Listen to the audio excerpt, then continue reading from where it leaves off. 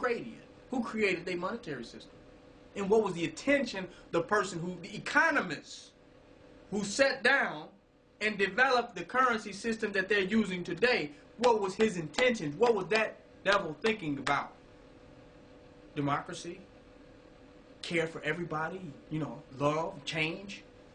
Was he thinking about that? So how can a system that has continued on after his demise with the agenda for which it created, how could it be something different? It could not be. They made guns to shoot people. Try to brush your teeth with one of them. Its agenda hasn't changed. Do y'all hear what I'm saying? They made guns to shoot people. But if you brush your teeth with a gun,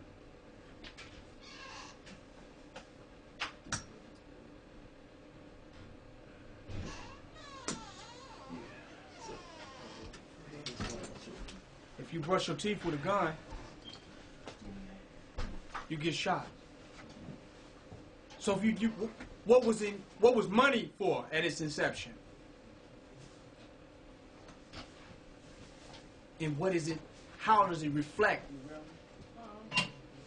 its conception of when it was made?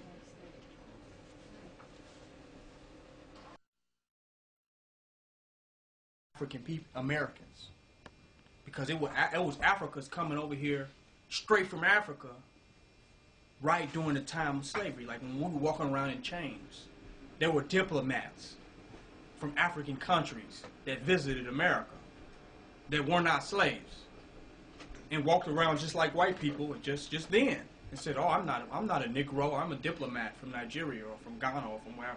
Even during slavery. Now, what was the difference? These different diplomats didn't have no more grasp on American culture or white supremacy than we did. But what separated them from being slaves? Not their education or their learnedness within the white supremacist infrastructure, but their knowledge about who they were. The knowledge of who we are is not in books that are based, not in history books. But what happens is that when you begin to read those books, who you are based upon what has been presented to you. Follow me with this. When you read these history books, who you are based upon who you are in relationship to what has been presented as you begins to create a contrast where who you are can be seen. But it's neither in the historical books, nor is it in what the images they have presented. It's not in either of them. But if you read the history books and see what you're not limited to being based upon what they have presented, then you see that there's something more that's actually there. And when you begin to look at the something more that's actually there, then you know exactly who you are.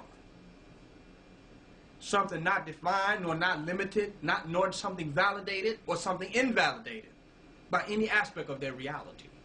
That's heavy. That's heavy.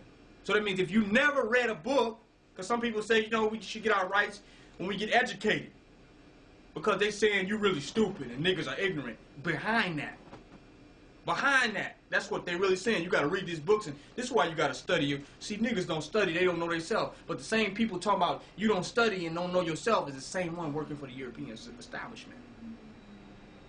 Is the same person in the Europeans' job seeking validation. Is the same person in the European school trying to get a degree, right? And he would tell the person on the street that that's what's wrong with niggas, they don't have knowledge. But should you treat someone humanly just because they have knowledge and treat them wrong because they don't? Y'all hear what I'm saying?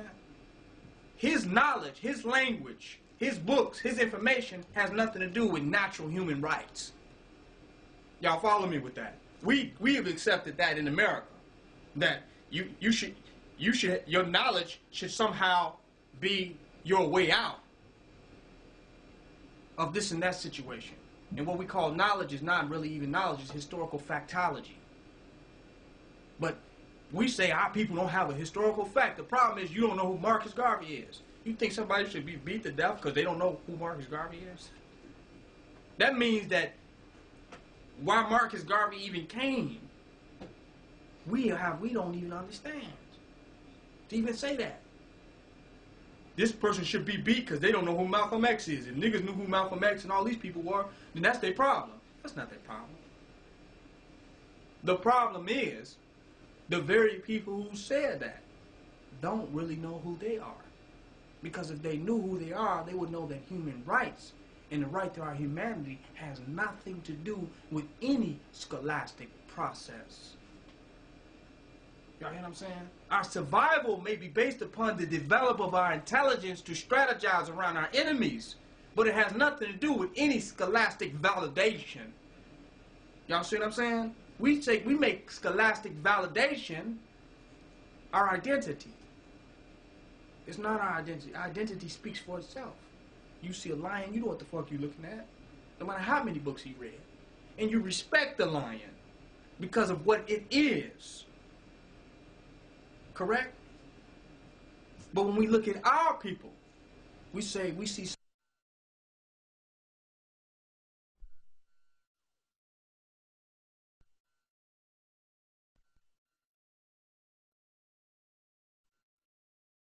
that the best of us, the so-called most conscious of us, are concerned about validation.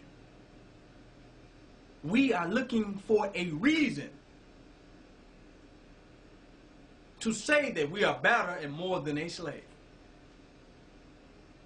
You hear what I'm saying?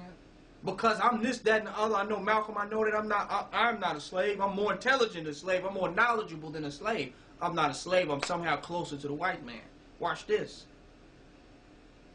Wasn't nothing wrong with slaves as far as intelligence, as far as knowledge. It wasn't that these people were slaves because they didn't know who Malcolm X was. This is silly. They weren't slaves because they didn't know who Marcus Garvey was.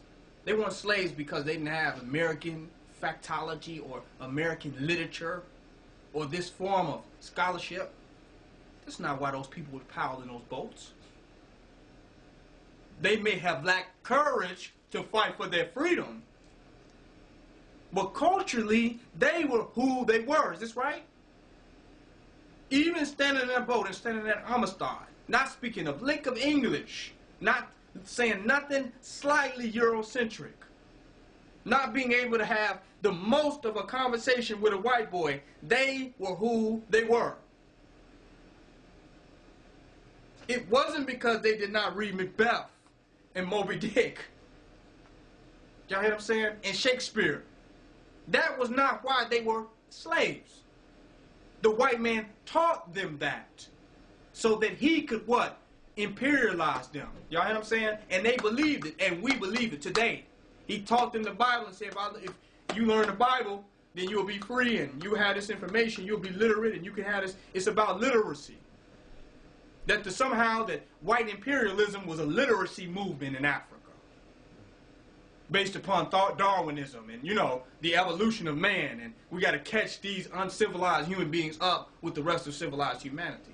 We have taken this perspective against our own people today as conscious people.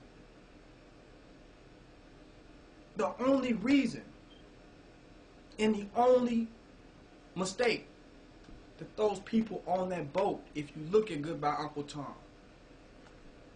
is they did not have the courage to kill those devils. Y'all hear what I'm saying? That's it. They didn't have the lack of knowledge. They did not have the wrong culture. They should not have had shirts on the boat. Y'all hear what I'm saying? Follow me with this. They should not have had big fancy hats with feathers in it that looked like the British imperialists. They should not have been wearing suits and ties on the boat. They should have had the courage enough to take over the boat and kick the white people off. That's it. That's it. So our people are not walking around and being brutalized because they have the lack of knowledge of who they are. Damn it, they are who they are. We are who we are. When you look at us, the sun knows who we are. The birds know who we are. The animals know who we are. You would have to be ignorant to not know ourselves. And I'm not talking about ignorant and lack of scholarship, but just completely oblivious to reality. You got to read 20 books to know who you are. You're oblivious to reality. The European has to be so scholastic because he is oblivious to reality. So he believes that through his development of his intelligence and